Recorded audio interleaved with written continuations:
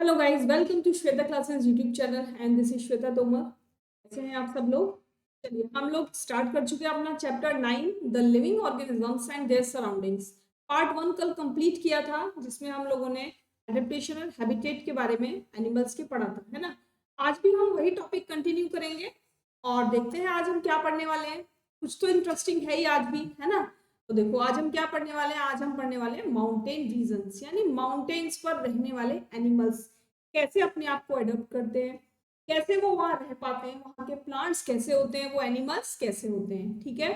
तो these habitats are normally very very cold and windy, यानी mountains पर जो हैबिटेट है, जो वहां का रहना है, मतलब वहां की जो वेदर है वो कैसा होता है, कोल्ड और विंडी होता है। हवाएं चलती रहती हैं, बहुत ठंडी हवाएं चलती रहती हैं। इन सम एरियाज स्नोफॉल में टेक प्लेस इन विंटर, और कहीं कहीं पर तो ठंडियों में स्नोफॉल भी होता रहता है। स्नोफॉल मतलब बर्फ का गिरना। ठीक है। If you live in a mountain region और have visited one, you may have seen a large number of such trees. मतलब अगर आप लोग कभी माउंटेन रीजन में गए हो विजिट करने के लिए या यहाँ पर रहते हो, तो आपने देखा होगा कि वहां पर ट्रीज फिर भी बहुत होते हैं। इतनी ठंड होती है ना, इतनी ठंड होती है, इतना स्नोफॉल वहां पर होता है, उसके बावजूद भी वहां पर ट्रीज होते हैं। तो ये कैसे ट्रीज होते हैं? क्या ये नॉर्मल ट्रीज होते हैं जैसे हमारे लैंड पर मिलते हैं? नहीं, वहां के ट्रीज कुछ अलग होते हैं, कोनिकल शेप में ट्रीज होते हैं वहां पर। ठीक है। But have you ever notice such trees naturally growing in other region? यानी वहां पर जो ट्रीज होते हैं ना, जो ग्रो करते हैं, वो ट्रीज हमारे ग्रास लैंड पर, यानी हमारे लैंड पर, प्लेन्स पर नहीं ग्रो कर सकते। जो ट्रीज वहां ग्रो करेंगे वो यहाँ ग्रो नहीं करेंगे प्लेन्स पर, और जो ट्रीज प्लेन्स पर ग्रो करते हैं वो हिली एरियाज पर या माउंटेन रीजन में ग्रो नहीं कर सकते बिल्कुल भी।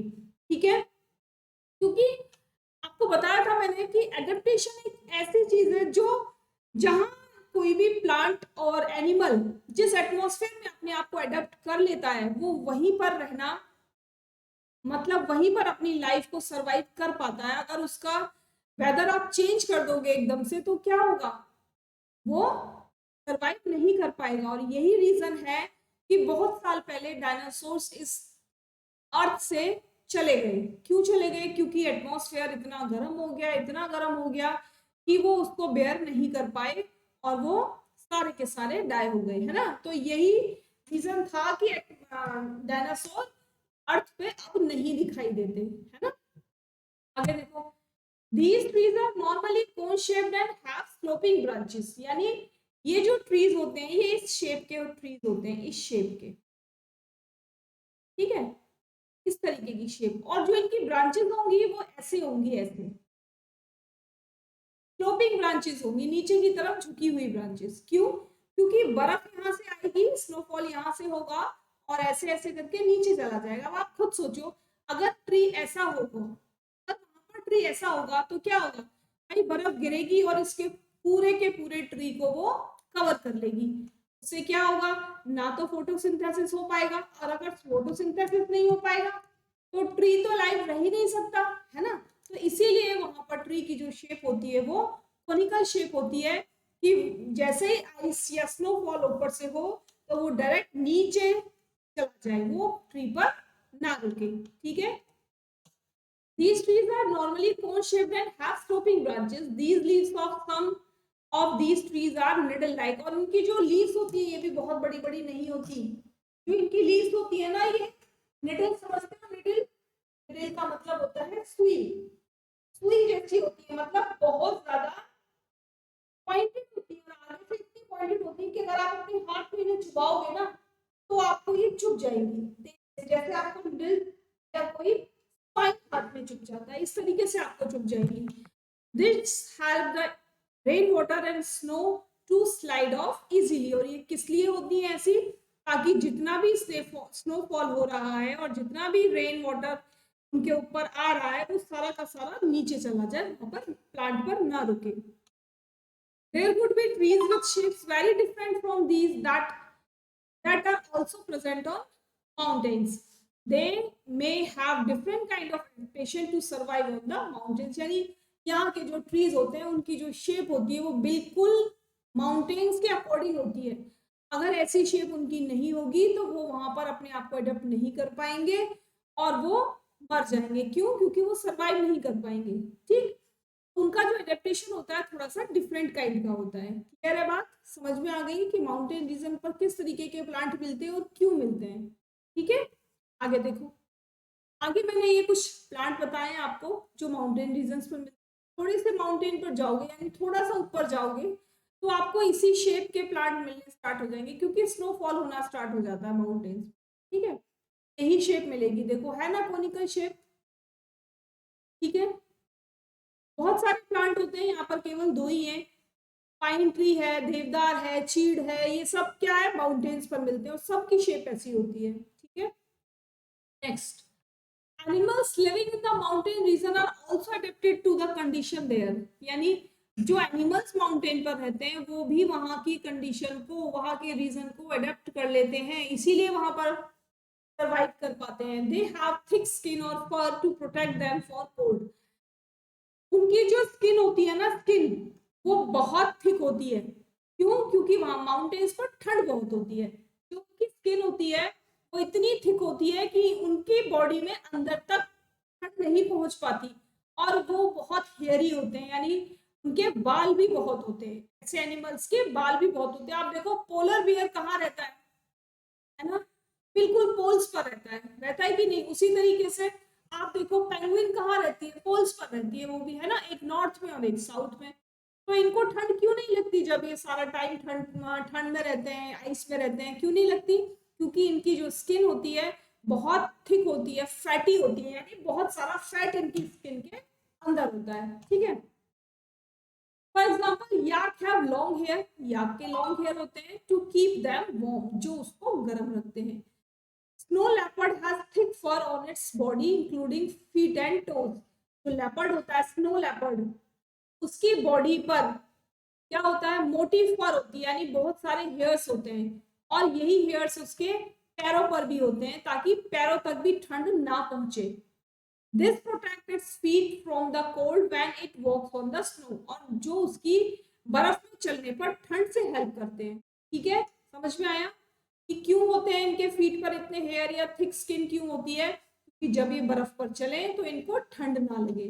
The mountain goats have strong hoofs for running up Rocky slopes of the mountains. Hoof का मतलब, हूफ का मतलब जो पैर होते हैं ना, पैर इस तरीके से, ये वाला जो हिस्सा है, ये वाला हिस्सा, इसको बोलते हैं हूफ्स। ये इनके बहुत स्ट्रॉन्ग होते हैं, बहुत ज्यादा स्ट्रॉन्ग होते हैं। क्यों? क्योंकि इन्हें माउंटेन्स पे चलना होता है। अगर माउंटेन्स पे ये चलेंगी और इनके हूफ्स स्ट्रॉन्ग नहीं होंगे तो ये स्लोप हो सकती हैं, तो ये माउंटेन्स पर बहुत तेज तेज दौड़ सकती हैं। आपने देखा होगा जब आप किसी भी हिल स्टेशन पर जाते हो तो आपको वहां पर बहुत सारी गोट्स मिलती हैं और वो माउंटेन्स पर खड़ी हुई होती है बड़ी इजीली, जहां हम लोग नहीं चढ़ पाते। क्यों होता है ऐसा? इन्हीं हूप्स की हेल्प से वो ऐसा कर पाती हैं। ठीक है, चलो आगे अब आ जाते हैं हम अपने ग्रासलैंड पर। A lion lives in a forest or a grassland and is a strong animal that can hunt and kill animals like deer। यानी स्ट्रॉन्ग नहीं होना चाहिए, स्ट्रॉन्ग गेस्ट बोल सकते हैं इसको, है ना। जो लायन है वो जंगल का राजा होता है और ग्रासलैंड का सबसे स्ट्रॉन्गेस्ट एनिमल है। दैट कैन, स्ट्रॉन्गेस्ट का मतलब ये नहीं है कि उसमें वजन बहुत होता है, स्ट्रॉन्गेस्ट इसलिए है कि वो जिसका चाहे उसका शिकार कर सकता है, केवल एक ह्यूमन को छोड़कर। केवल ह्यूमन ही ऐसा एनिमल है जो लायन का भी शिकार कर सकता है, उसको भी हंट कर सकता है। Animal that can hunt and kill animals like deer, और वो अपने खाने के लिए जो छोटे छोटे एनिमल्स होते हैं उनको हंट करता है और खा लेता है, जैसे डियर हो गया या छोटे छोटे ज़ेब्रा हो गया, है ना। इस तरीके के एनिमल्स को वो हंट करता है। It is light brown in colour, किस कलर का होता है? लाइट ब्राउन कलर का होता है। कौन? Lion. Look at the picture of a lion and that of a deer. एक लायन की पिक्चर शायद मैंने ली है, हाँ ये देखो, ये मैंने लायन की पिक्चर ली है और डियर की पिक्चर ली है, दोनों की पिक्चर दिख रही है ना आपको। How are the eyes placed in the face for these two animals, कैसे होती है इनकी फेस? देखो इसकी तो आईज बिल्कुल आगे है ना, इसकी आईज तो बिल्कुल आगे है ताकि अपने शिकार को पकड़ सके, लेकिन ये जो डियर है इसकी आईज दोनों अपोजिट साइड में है, सामने नहीं है, दोनों आईज इसकी अपोजिट साइड में है। तो जितने भी हंटर एनिमल्स होते हैं यानी शिकारी एनिमल्स जो होते हैं उनकी आईज बिल्कुल सामने होती हैं, और जो स्मॉल एनिमल्स होते हैं उनकी आईज ना अपोजिट डायरेक्शन में होती हैं, एक बिल्कुल राइट में होगी तो एक बिल्कुल लेफ्ट में होगी। ठीक है। How are the eyes placed in the face of these two animals? Are they in the front or on the side of the face? यानी एक की तो फ्रंट में है, दूसरे की साइड ऑफ द फेस है। Lion have long claws in their front leg that can be withdrawn inside the toes. क्या है? लायन की जो क्लॉज होते हैं ना वो बहुत बड़े बड़े होते हैं और वो उसके टोज में अंदर की तरफ घुसे हुए होते हैं ना, इतने स्ट्रॉन्ग और इतने लंबे होते हैं कि वो टोज में अंदर की तरफ टर्न होते हैं। Do the features of a lion help it any way to survive? और यही जो उसका फीचर है ये इसको हर जगह पर रहने में, हर जगह पर सर्वाइव करने में इसकी हेल्प करता है। It's light brown color helps it to hide in dry grassland when it hunt for prey। यानी ये जो इनका ब्राउन कलर है, लाइट ब्राउन कलर है, ये इनको छुपने में हेल्प करता है ड्राई ग्रासलैंड में, क्योंकि वहां पर भी जो लीव्स वगैरह होती है वो लाइट ब्राउन कलर की ही हो जाती है। जब ये अपना शिकार करता है तो छुप के शिकार करता है। क्या करता है? पहले ये अपने प्रे का वेट करता है छुप के, और क्योंकि ब्राउन ब्राउन सब कुछ होता है तो प्रे इसको नहीं देख पाता कि हाँ उस ग्रास के साथ साथ में भी वहां पर लायन भी हो सकता है, और ये चुपचाप बैठा रहता है जब तक कि प्रेस के बिल्कुल पास नहीं आ जाता, और जैसे ही प्रेस के पास होता तो आ जाता है ये उस पर जंप कर देता है।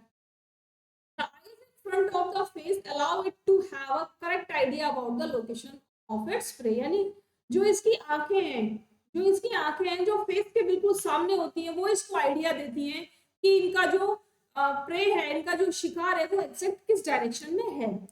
Deer is another animal that lives in forest and grassland. Grassland में रहने वाला दूसरा एनिमल क्या है? Deer. It has strong teeth for chewing hard plant stem of forest. यानी फॉरेस्ट में जो हार्ड स्टेम वाले प्लांट्स होते हैं उनको भी ये च्विंग करने में इसकी हेल्प करते हैं टीथ, क्योंकि ये लोग तो हर्बीवोर्स होते हैं और हर्बीवोर्स होंगे तो इनको प्लांट्स तो चाहिए ही चाहिए। अब हर जगह तो आपको सॉफ्ट प्लांट नहीं मिलेंगे ना, तो इनके जो टीथ होते हैं वो उसी तरीके से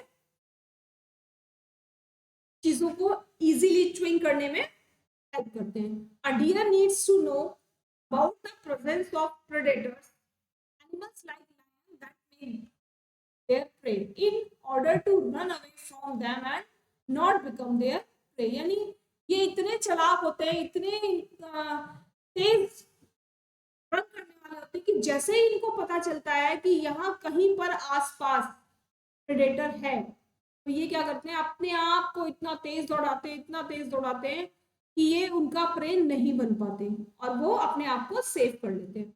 it has long ears to hear movement of predators. इनके जो ईयर्स होते हैं ना, इसके डियर्स के जो ईयर होते हैं वो बहुत लंबे लंबे होते हैं, जिससे ये अपने प्रेडेटर की वॉइस को बहुत दूर से सुन लेते हैं और जहां पर ये होते हैं वहां से रन कर जाते हैं। The eyes on the side of its head allow it to look in all direction for danger. यानी जो इनकी आईज होती है, आप ये मत सोचना कि टाइगर की आईज फेस के फ्रंट में होती है तो वो ज्यादा यूजफुल है उसके लिए, नहीं, इनकी भी जो आईज होती है बेशक वो फेस के साइड में होती है लेकिन इनके लिए बहुत यूजफुल है। क्यों यूजफुल है? क्योंकि ये उन आईज की हेल्प से ज्यादा स्पेस में देख सकते हैं, है ना। ये दोनों साइड बिल्कुल इक्वली देख सकते हैं, 180 डिग्री ये देख सकते हैं। लायन 180 डिग्री नहीं देख सकता एक बार में, लेकिन ये जो छोटे एनिमल्स होते हैं ये वन टाइम में 180 डिग्री देख सकते हैं। The speed of the deer helps them to run away from the predator. की जो स्पीड होती है ना ये इनको हेल्प करती है क्योंकि ये बहुत फास्ट रन करते हैं कि ये अपने प्रेडेटर से अपने आप को सेव कर लेते हैं। देखो यहाँ पर कुछ पिक्चर्स मैंने आपको दिखाए हैं, ये सब ग्रासलैंड में रहने वाले हैं। ये क्या है? ये शुतुरमुर्ग है, ऑस्ट्रिच। ये क्या है? ये बर्ड है, ये लोमड़ी फॉक्स, एलिफेंट, और ये भी इसको हम बोलेंगे जैकाल। और ये क्या है? ये लेपर्ड है, और ये आपका बता दिया था मैंने आपको, ये लायन है और ये डियर। ये देखो यहाँ पर भी ये शिकार कर रहे हैं। पहले ये छुपे हुए थे, जब इन्होंने देखा कि ग्रुप आ रहा है डियर्स का तो इन्होंने अपने आप को ग्रासलैंड में हाइड कर लिया और जैसे ही ये डियर का ग्रुप इनके पास आया फट से इन्होंने अटैक कर दिया। तो ये छोटे छोटे एनिमल्स को ऐसे ही अपना प्रे बना लेते हैं। यहाँ देखो ये है आपका जेब्रा, कुछ कुछ डोंकी जैसा दिखता है लेकिन इसकी बॉडी पर क्या होती है, स्ट्रिप्स होते हैं जिसकी वजह से हम डिफरेंस कर पाते हैं। ठीक है, चलिए अब आते हैं सम एक्वेटिक हैबिटेट्स ओशन। कल भी हम लोगों ने इसके बारे में डिस्कस किया था है ना, और बहुत डीपली डिस्कस कर लिया था आई थिंक। तो आज हम केवल थोड़ा थोड़ा समझेंगे। We already discussed how fish are adapted to live in the sea. हमने कल पढ़ा था कि कैसे फिश अपने आप को लाइव रख पाती है सी में। Many other animals have streamline bodies to help them move easily in water. क्या बताया था, जो मेन पॉइंट है ना, बार बार यही लाइन आ रही है, स्ट्रीमलाइन बॉडी स्ट्रीमलाइन बॉडी। तो जितने भी एनिमल्स होते हैं, जितनी भी फिशेज होती हैं जो अंडर वाटर रहती हैं, उनकी जो बॉडी होती है वो सबकी स्ट्रीमलाइन होती है। ठीक है, there are some sea animals like squid and octopus. ये स्क्वैड है, ये ऑक्टोपस है। ठीक है, which do not have this streamline shape। दोनों में से किसी की भी स्ट्रीमलाइन शेप नहीं है। तो हमने क्या बताया था आपको, ऐसी फिशेज जो आगे से पॉइंटेड और पीछे से पॉइंटेड होंगी उनको हम बोलेंगे स्ट्रीमलाइन फिश। ठीक है, या streamline body. They stay deeper in the ocean. क्यों नहीं होती, देखो कल बताया था मैंने आपको कि जितना सी के आप नीचे जाओगे है ना, वहां पर वाटर का जो प्रेशर है वो बढ़ता चला जाएगा। और जो एनिमल्स अगर स्ट्रीमलाइन बॉडी होंगे तो वो वहां सरवाइव नहीं कर पाएंगे। उसके लिए चाहिए फ्लैट, यानी सरफेस एरिया बड़ा होना चाहिए ताकि वो वाटर के प्रेशर को अपने ऊपर बेयर कर पाए। अगर उनकी बॉडी पतली सी होगी, छोटी सी होगी, तो कम एरिया में प्रेशर ज्यादा लगेगा, जब एरिया बढ़ जाएगा तो प्रेशर कम लगेगा। ठीक है, ये फिजिक्स में पढ़ेंगे कि एरिया और प्रेशर में क्या कनेक्शन है। ठीक है, एरिया प्रेशर का अपोजिट होता है, एरिया बढ़ेगा तो प्रेशर कम होगा, एरिया कम होगा तो प्रेशर बढ़ेगा। Clear? However, when they move in water, they make their body shape streamlined। और जब ये वाटर में मूव करते हैं, यानी जब इनको ऊपर आना होता है, तब ये अपनी बॉडी को कैसा बना लेते हैं, स्ट्रीमलाइन शेप बना लेते हैं। These animals have gills to help them use oxygen dissolved in water। और इन एनिमल्स में भी क्या होता है, गिल्स होती है। कल मैंने आपको बताया था एक एनिमल का नाम, अंडर वाटर सी एनिमल का नाम, जिसमें गिल्स नहीं होते और हम उसको क्या बोलते हैं, मैमल बोलते हैं। तो एनिमल का नाम बताओ मुझे जल्दी से, फटाफट कमेंट करके। ठीक है, किस एनिमल का नाम बताया था जो अपने बच्चे को फीड कराती है। तो ये क्या करते हैं, गिल्स की हेल्प से जो ऑक्सीजन डिसॉल्व है वाटर में उसको यूज करते हैं। ठीक है, देखो ये क्या है, डॉल्फिन। ये क्या है, whale। There are some sea animal like dolphin and whales that do not have gills। यहाँ तो मिल गया आपको आंसर कि whale और dolphin इनके पास गिल्स नहीं होते। लेकिन मेरा तो क्वेश्चन दूसरा था, मैंने तो आपसे ये क्वेश्चन पूछा है कि the animal which feed their baby, they breathe in air through nostril or blowholes that are located on the upper part of their body। यानी इनकी बॉडी पर यहाँ पर कहीं पर होल होता है, यहाँ पर कहीं पर होल होता है। ये क्या करते हैं, ये वाटर से ऊपर आते हैं और ऑक्सीजन को एटमॉस्फेयर से लेते हैं और ये फिर से अंडर वाटर सी चले जाते हैं बहुत टाइम के लिए। तो एक बार ऑक्सीजन लेने के बाद ये काफी टाइम तक अंडर वाटर रह सकते हैं। This allows them to breathe in air when they swim near the surface of water। They can stay inside the water for a long time without breathing। बिना सांस लिए बहुत लंबे टाइम तक रह सकते हैं। They come out the surface from the time to time to breathe air। ये सरफेस पर, वाटर की सरफेस पर टाइम टू टाइम आते रहते हैं। क्यों आते हैं, ब्रीथ करने के लिए आते हैं, क्योंकि ये पानी में ब्रीथ नहीं कर सकते। इसीलिए जब आप कहीं ऐसी प्लेस पर जाते हो जहाँ आपको सी दिखाई देती है और उसी में अगर डॉल्फिन और वेल्स होंगी तो वो आपको 100% नजर आएंगी, है ना। चलिए ये हमारा हो गया अंडर वाटर सी एनिमल्स। अब आते हैं हम प्लांट्स जो पानी के अंदर रहते हैं। प्लांट्स भी तो रहते हैं अंडर वाटर सी या अंडर वाटर रहते हैं ना। देखो यहाँ पर 3 तरह के प्लांट होते हैं। एक प्लांट तो ऐसा होता है जिसकी रूट्स अंडर वाटर होंगी लेकिन सॉइल से अटैच नहीं होंगी, लैंड से अटैच नहीं होंगी, और बाकी का जो फ्लावर और प्लांट है वो अबव द वाटर होगा। दूसरी तरीके के प्लांट होते हैं जिनकी रूट्स वाटर के नीचे सॉइल में अटैच होती हैं, और बाकी का जो पोर्शन होता है यानी लीव्स एंड बर्ड्स और फ्लावर्स वगैरह जो होते हैं वो वाटर के ऊपर होते हैं। देखो ये दिख रहा है आपको, ये अटैच्ड है सॉइल से, ये सॉइल से अटैच नहीं है। और एक थर्ड टाइप के जो प्लांट्स होते हैं, इन प्लांट्स को हम बोलते हैं जो टोटली अंडर वाटर होते हैं, हाइड्रिला। क्या बोलते हैं इनको? हाइड्रिला। हाइड्रिला एक ऐसा प्लांट है जो बिल्कुल अंडर वाटर ही रहता है, वो बाहर निकलता ही नहीं है, है ना। इसकी जो रूट होंगी वो सॉइल से अटैच होंगी और ये पानी में ही अपने आप को बढ़ाता रहेगा, इसको बोलते हैं हम हाइड्रिला। और ये वाला जो प्लांट होता है इसको हम कह सकते हैं आइकॉर्निया। आइकॉर्निया, ठीक है।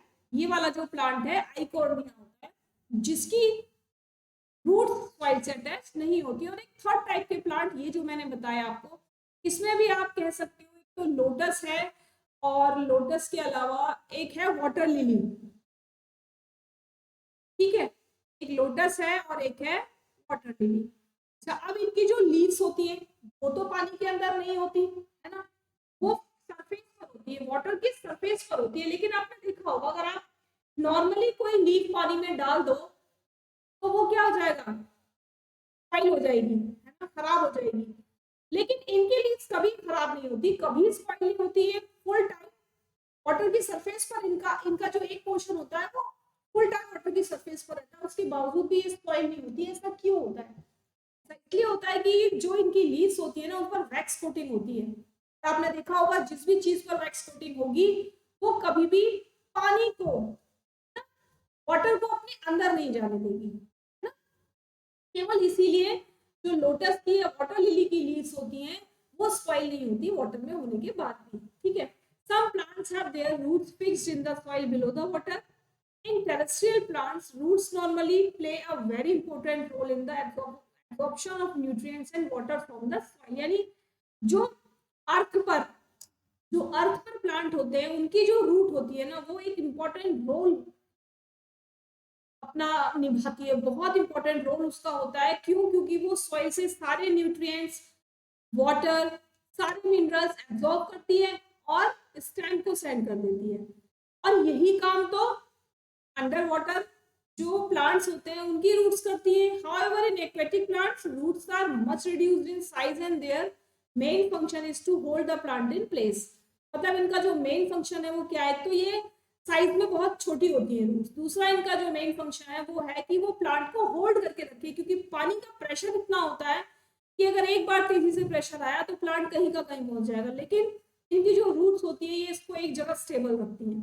The stem of these plants are long, hollow and light, यानी अंदर से हॉलो होंगी। जैसे आप अर्थ पर या लैंड पर जो आप प्लांट्स देखोगे उनकी जो रूट्स होती है वो कैसी होती हैं, वो तो आपकी नॉर्मली सॉलिड होती है, लेकिन इनकी जो रूट्स होती है वो हॉलो होती हैं। The stream grow up the surface of the water while the leaves and flowers float on the surface of the water. यानी जो इनकी लीव्स होंगी और फ्लावर्स होंगे वो तो पानी के ऊपर होंगे, लेकिन बाकी का हिस्सा पानी के नीचे होगा, ठीक है।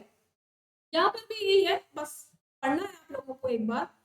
चलिए आप चलते हैं आगे, कल मिलेंगे, है ना। आज के लिए केवल इतना ही रखते हैं, कल फिर मिलेंगे। आगे का चैप्टर हम कल इस चैप्टर को फिनिश कर देंगे। तब तक सभी लोग मुझे कमेंट करके बताएंगे कि वीडियो आपको कैसी लगी। चलिए, thanks for watching, bye bye.